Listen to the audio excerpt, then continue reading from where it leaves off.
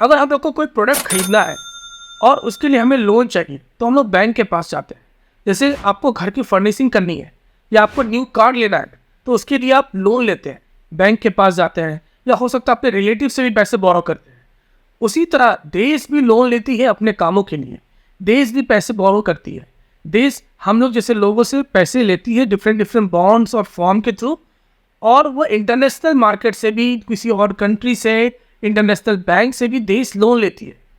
Country जो loan लेती है वो हेवी मात्रा में रहती है, लार्ज अमाउंट में होती है। जैसे हमें एक पर्सनल लोन के लिए ज़रूरत है या पर्सनल प्रोडक्ट के लोन के लिए ज़रूरत है तो हम लोग 10 लाख, 15 लाख, 20 लाख इस तरह के लोन लेंगे।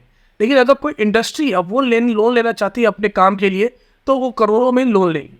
उसी तरह देश जितना बड़ा है उतना ज़्यादा लोन होगा, क्योंकि उस लोन से ही वो अपने देश का कुछ काम करेगी।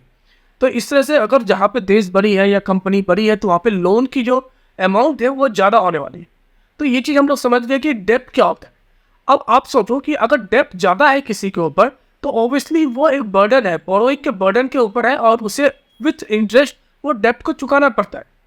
तो यहाँ पे प्रॉब्लमेटिक सिचुएशन हो जाती है। अगर आपकी सोर्स ऑफ इनकम नहीं हो रही है या आपकी इनकम अच्छी नहीं हो रही है और आप डेब्ट पे डेब्ट लेते जा रहे हैं तो वहाँ पे सिचुएशन खराब होती है। तो बहुत सारे लोग ये देखते हैं कि अगर कोई कंट्री बोरो ज़्यादा की है, उसके डेब्ट ज़्यादा है तो कंट्री खराब सिचुएशन में है। लेकिन ये डायरेक्ट ऐसा कोई सिंप्लीफाइड रिलेशन नहीं है। बहुत सारे और भी पैरामीटर है जिसे हमें देखना पड़ता है, जिसे पहचानना पड़ता है। स्टडी करने के बाद समझ में आता है कि जो कंट्री डेब्ट ली है, लोन ली है, वो सिचुएशन उसका खराब है या अच्छा है, वो डिसाइड किया जाता है।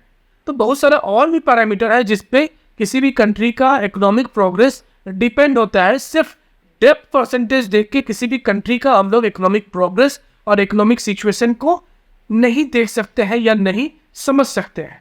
फॉर एग्जाम्पल, अगर कोई फैमिली है जिसकी इनकम 1 लाख पर मंथ है, forget about the taxes, 1 lakh per month है, तो साल के हुए 12 लाख, और उसने एक लोन लिया हुआ है जिसका वो EMI पर मंथ 50,000 दे रहा है, तो साल में वो 6 लाख का लोन दे रहा है और साल में 12 लाख का उसकी कमाई है। तो यहाँ पे डेब्ट टू इनकम रेशियो हो गया 50%। अब यहाँ से हम लोग एक टर्म समझ रहे हैं डेब्ट टू इनकम, या कंट्री के टर्म में बोलेंगे तो कंट्री की जो इनकम है वो GDP के रूप में दिखती है। तो डेब्ट टू GDP ये रेशियो काफ़ी इंपॉर्टेंट है। अब वापस आते हैं एग्जाम्पल पे। अगर वो फैमिली जिसने 50% जिसके पास डेब्ट टू इनकम है, अगर उसके पास और भी कोई डिफरेंट सोर्स ऑफ इनकम नहीं है, या कोई प्रॉपर्टी नहीं है, कोई एसेट नहीं है, कोई बॉन्ड नहीं है, कोई गोल्ड रिजर्व नहीं है, तो वो फैमिली काफ़ी बड़े प्रॉब्लमेटिक सिचुएशन में आ सकती है, क्योंकि इसकी जो डेब्ट की जो रेशियो है 50% है, लेकिन कोई और भी सोर्स ऑफ इनकम नहीं है जो इस डेब्ट रेशियो को कम कर सके। सेम चीज़ कंट्री के केस में होता है। अगर कंट्री के केस में समझे तो कंट्री के केस में टर्म होता है डेब्ट टू GDP। अगर डेब्ट टू GDP रेशियो सही है तब अगर कोई कंट्री डेब्ट में ज़्यादा भी है तो भी प्रॉब्लमेटिक सिचुएशन नहीं है। अगर कोई कंट्री डेब्ट कम ली है, कम लोन ली है, लेकिन उसका डेब्ट टू GDP का जो रेशियो है वो काफ़ी ख़राब है, तो वो प्रॉब्लमेटिक सिचुएशन में है। फॉर एग्जाम्पल, आप श्रीलंका के केस जानते होंगे। यहाँ क्या हो रहा है कि ये चाइना से और डिफरेंट कंट्री से बहुत ज़्यादा लोन लिए हुए हैं, तो डेब्ट का जो अमाउंट है काफ़ी बड़ा है, लेकिन उनकी जो डेब्ट टू GDP जो रेशियो है वो भी काफ़ी ख़राब है, जिसके कारण से वो प्रॉब्लमेटिक सिचुएशन में चल जाता है। और जब इस तरह के सिचुएशन में होता है, अगर आप किसी और कंट्री से लोन लिए हुए हैं एक्सटर्नल बैंक से, तो फिर वो कंट्री, खासकर चाइना, उस कंट्री में आती है और बोलते हैं कि इतने सारे मैंने पैसे लगाए हैं और उसे पैसे वापस नहीं मिल रहे हैं। तो इन केस ऑफ श्रीलंका, जैसे चाइना ने बोला कि पोर्ट आप मुझे दे दे ताकि हम लोग अपना वहाँ पर डिफेंस का काम या डिफेंस की रिसर्च कर सकते हैं। तो एक तरह से कंट्री की जो सॉवरेनिटी है वो खतरे में रहती है, उसकी एक तरह से उसकी नुकसान होती है, क्योंकि वो कंट्री डेब्ट को अपने कम नहीं कर पाए। तो डेब्ट to GDP ratio is the important thing, not only the डेब्ट। आने वीडियो में लोग देखेंगे कि सिर्फ डेब्ट टू GDP रेशियो को ही देख के हम लोग किसी कंट्री के इकोनॉमिक सिचुएशन या इकोनॉमिक कंडीशन को परख नहीं सकते हैं। वहाँ पे और भी बहुत सारी चीज़ होती है जिसे हमें देखना चाहिए और जिसके बारे में हम लोग बात करेंगे वीडियो के आगे। वीडियो में आगे बढ़ने से पहले मैं ये बता देना चाहता हूँ कि इंडिया की जो डेब्ट टू GDP रेशियो है ये काफ़ी सही है, कोई रेड फ्लैग सिचुएशन में नहीं है, ये एक एवरेज है और नॉर्मलाइज सिचुएशन में। आप आगे सामने स्क्रीन पे ग्राफ में देख सकते हैं कि डेब्ट टू GDP रेशियो इंडिया की कैसी है। 2010 के ऑनवर्ड्स, आफ्टर 2010 ये डेब्ट टू GDP रेशियो इंक्रीज हुई है, लेकिन 2020 में ये हाई हिट की है और उसके बाद ये कम हो रही है। अब दूसरी इंपॉर्टेंट आर्ग्यूमेंट जो बहुत सारे जानकार लोग जो हमारे बीच में रहते हैं वो देते हैं कि इंटरनल डेप्थ प्रॉब्लमेटिक सिचुएशन नहीं है, सिर्फ एक्सटर्नल डेप्थ। अब हमें ये समझना है कि इंटरनल डेप्थ होती क्या है और एक्सटर्नल डेप्थ क्या होती है। तो इंटरनल डेप्थ क्या है, जैसे फॉर एग्जाम्पल अगर फैमिली के टर्म में बोले तो अगर फैमिली किसी और एक्सटेंडेड फैमिली मेम्बर से लोन लेती है या उससे मनी बोरो करती है, उसे हम लोग बोलेंगे इंटरनल हेल्पिंग हैंड या इंटरनल लोन। उसी तरह कंट्री अगर हम लोग से देशवासियों से पैसे लेती है तो उसे बोलते हैं इंटरनल लोन या इंटरनल डेप्थ। अब ये कंट्री हम लोग से या अपने देशवासियों से कैसे पैसे लेती है, in the form of government bonds, जो गवर्नमेंट आप पोस्ट ऑफिस बॉन्ड देखते हैं या किसान योजनाएं के रिगार्डिंग बॉन्ड बनती है, उसमें आप पैसे इन्वेस्ट कर सकते हो, आप बॉन्ड ले सकते हो। गोल्ड बॉन्ड आप ले सकते हो जिसमें आप पैसे देते हो अपने गवर्नमेंट को और आपको एक बॉन्ड मिलता है उसके अगेंस्ट में। तो ये जो पैसे आप जो गवर्नमेंट को देते हो ये एक तरह से गवर्नमेंट के पास डेप्ट है, गवर्नमेंट इस तरह से पैसे लेती है हम लोग से और ये कहलाती है इंटरनल डेप्ट ऑफ ए कंट्री। अब एक्सटर्नल डेप्ट क्या होती है? एक्सटर्नल डेप्ट वो होती है जो आप बाहर दूसरी कंट्री से लेते हो। जैसे इंडिया अगर दूसरी कंट्री से या इंडिया अगर इंटरनेशनल बैंक से अगर लोन ले रही है तो वो एक्सटर्नल डेप्ट कर रही है।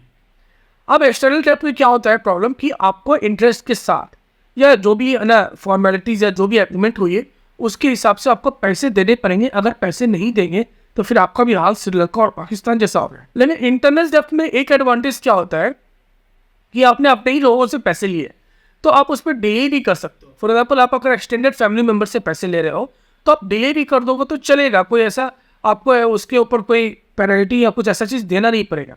लेकिन एक्सटर्नल लोन के केस में ऐसा नहीं है, एक्सटर्नल लोन हमेशा खतरनाक है। अब जब एक्सटर्नल लोन खतरनाक है तो फिर देश एक्सटर्नल लोन क्यों लेती है? देश एक्सटर्नल लोन इसलिए लेती है कि अगर एक्सटर्नल डेप्ट या एक्सटर्नल लोन नहीं लेगी तो इंटरनल लोन से सारे चीज़ फुलफिल नहीं होते हैं। अगर सारा भार या सारा वर्कलोड इंटरनल लोन के ऊपर या इंटरनल डेप्ट के ऊपर दे दिया जाएगा तो इकोनॉमिक ग्रोथ चलेगा कैसे? इकोनॉमिक ग्रोथ भी तो करना है। जब इकोनॉमिक ग्रोथ करेंगे तभी तो एक्सटर्नल लोन से जो हम लोग पैसे लिए हैं या एक्सटर्नल डेप्ट से जो हम लोग पैसे लिए हैं उसको चुका पाएंगे टाइम पे या ईएमआई दे पाएंगे टाइम पे। अब एक्सटर्नल लोन को चेक करने के लिए मीन एक्सटर्नल लोन को काउंटर करने के लिए एक्सटर्नल डेप्ट जो कंट्री लेती है उसे काउंटर करने के लिए जो गवर्नमेंट बॉडीज होती है वो अपने फॉरेक्स रिजर्व को बढ़ाती है। जैसे इंडिया अभी कुछ सालों में अपने गोल्ड रिजर्व को काफ़ी अच्छा बढ़ा दिया है। आप 2009 के कंपेयर में देखेंगे तो अभी इंडिया की जो गोल्ड रिजर्व वो काफ़ी अच्छी है। तो गोल्ड रिजर्व कंट्रीब्यूट करता है फॉरेक्स रिजर्व में, प्लस यूएस डॉलर भी बाई किया जाता है। जैसे यूएस डॉलर एक ग्लोबल तरीके से सिंगल करेंसी अभी तक के लिए यूज़ हो रहा है, बाद में क्या होगा पता नहीं। इसके रिगार्डिंग मैंने एक वीडियो बनाया है जिसमें ये बताया गया है कि यूएस करेंसी कैसे अपनी स्ट्रेंथ को लूज़ कर रहा है। वो मैं वीडियो का लिंक आई बटन में टॉप राइट कॉर्नर में दे दूंगा, आप देख सकते हैं। तो दो तरीके से government bodies forex reserve, government bodies और प्लस जो गवर्नमेंट बैंक है सेंट्रल बैंक है वो अपने फॉरेक्स रिजर्व को बढ़ाते हैं। फर्स्ट गोल्ड खरीद के, सेकंड यूएस करेंसी खरीद के। तो जब भी एक्सटर्नल डेप्थ को कम करना है या करेंसी की valuation, for example Indian rupee की वैल्यूएशन कम हो रही है as compare to US dollar या इंटरनेशनल मार्केट में, तो गवर्नमेंट अपने फॉरेक्स रिजर्व को बेचती है और जिसके कारण से फिर से नॉर्मलाइज होता है करेंसी के रेट। तो फॉरेक्स करेंसी अगर फॉर एग्जाम्पल श्रीलंका और पाकिस्तान अपने डेप्थ को इंक्रीज करते जा रहे हैं और वो फॉरेक्स रिजर्व को भी इंक्रीज कर रहे हैं तो उस केस में वो डेप्थ उतना खतरनाक नहीं रहता। लेकिन इस दोनों कंट्री के केस में क्या हुआ कि डेप्थ तो बढ़ती गई लेकिन फॉरेक्स रिजर्व बढ़ा नहीं, जिसके कारण से रीपेमेंट ऑफ द लोन समय पे नहीं हो पाया। तो अब बात होता है कि फॉरेक्स रिजर्व कैसे बढ़ेगा। फॉरेक्स रिजर्व बढ़ेगा जैसे मैंने बताया कि करेंसी खरीदने से और गोल्ड खरीदने से। लेकिन ये सब खरीदने के लिए पैसे कहाँ से आएंगे?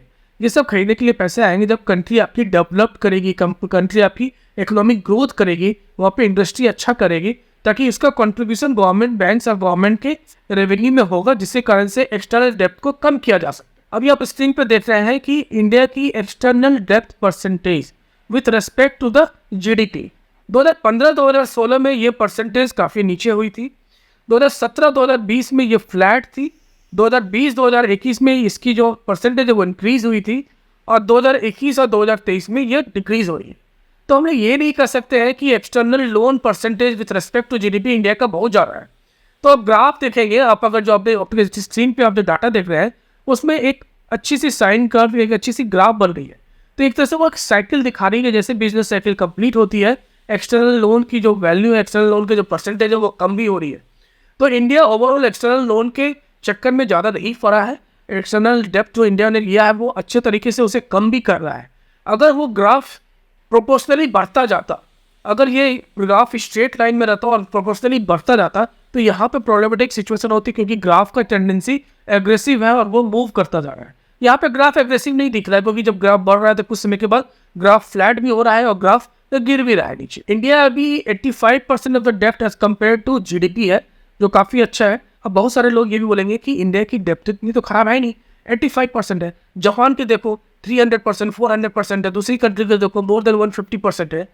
तो सिर्फ ये पैरामीटर भी काफ़ी नहीं होता है।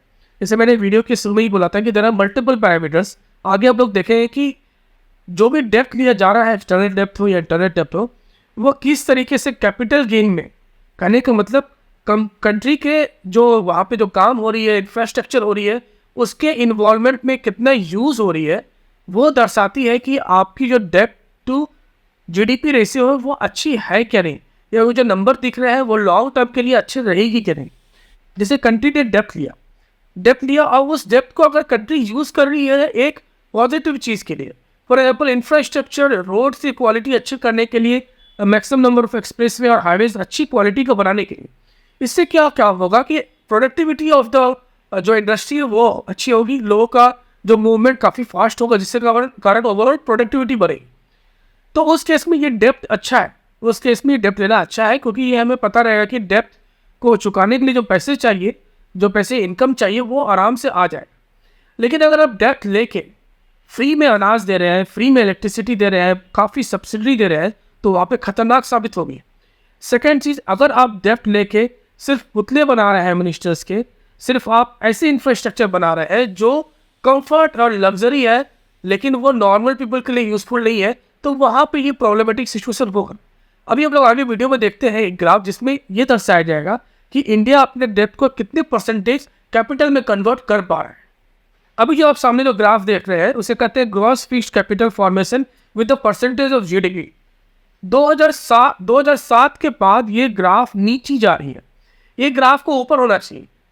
अगर ये ऊपर होता तो ये बताता कि जो भी आप डेप्थ ले रहे हैं उसको आप कैपिटल गेन में यूज़ कर रहे हैं, लेकिन यहाँ पे कैपिटल गेन के लिए यूज़ नहीं हो रहा है। तो जो भी आप सुनते हैं जैसे कि सब्सिडी कम कर दी गई है या फ्री में कुछ बांटे जा रहे हैं, तो ओवरऑल वो हमारे ऊपर लोड आता है। और जब भी ये ग्राफ नीचे जाती है और ये बढ़ती नहीं है कैपिटल गेन में, लेकिन कंट्री को तो कैपिटल गेन चाहिए या किसी भी तरीके से पैसे चाहिए ताकि वो डेप्थ को कम कर सके, एक्सटर्नल डेप्थ को मेनली को कम कर सके। तो उस केस में कंट्री और जो वहाँ के गवर्नमेंट है वो क्या करते हैं कि टैक्सेशन को बढ़ाते हैं। इसीलिए आप देख रहे हैं कि इस वाले यूनियन बजट में भी टैक्सेशन पे ज़्यादा ध्यान दिया गया, पॉजिटिव सेंस पे नहीं, नेगेटिव सेंस पे हर चीज़ में टैक्सेशन को बढ़ाया गया। क्योंकि आप किसी और तरीके से, मैन्युफैक्चरिंग तरीके से या किसी और डेवलपमेंट के तरीके से आप अगर अपने कैपिटल को ग्रो नहीं कर पा रहे हैं तो ऑब्वियसली ये पूरा बर्डन जाने जाएगा टैक्सेबल पीपल के लिए। जो लोग टैक्स देते हैं उसके टैक्स इंक्रीमेंट हो गए, हर डिफरेंट डिपार्टमेंट में टैक्स इंक्रीमेंट हो गए, और ये इस बजट में देखा भी गया है। तो हम लोग सिर्फ डेप्थ को देख के कंट्री के इकोनॉमिक सिचुएशन को नहीं देख सकते हैं या नहीं कमेंट कर सकते, ये अब तो हम लोग समझ गए और कंफर्म भी कर लिए। तो इसीलिए अगर आपको नेक्स्ट टाइम किसी डिस्कशन में अगर आपके फ्रेंड या बहुत सारे जानकार लोग ये बोले कि इंडिया का डेप्थ कम है या इंडिया का डेप्थ बहुत ज़्यादा है, बहुत ख़राब कर दिए गवर्नमेंट या बहुत अच्छा कर दिए गवर्नमेंट, तो उनको ये समझाना कि ऐसे नहीं देखा जाता है, मल्टीपल चीज़ है। जो मैंने वीडियो में बोला उसी चीज़ को आप अच्छे से वहाँ पर डिस्कस करके समझाना, तो फिर लोगों को भी समझ में आएगा कि जेन्युइन डिस्कशन क्या होता है और किससे क्या चीज़ पता चलता है। आपको क्या लगता है कि इंडियन गवर्नमेंट को क्या क्या स्टेप्स लेनी चाहिए जिसके कारण से एक्सटर्नल डेप्थ को कम किया जाए? प्लीज़ अपने सजेशन कमेंट में पोस्ट करें, अपने व्यूज को भी कमेंट में पोस्ट करें। फिर मिलेंगे नई चीज़ के साथ, नई वीडियो के साथ।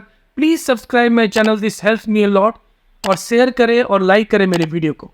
Thank you.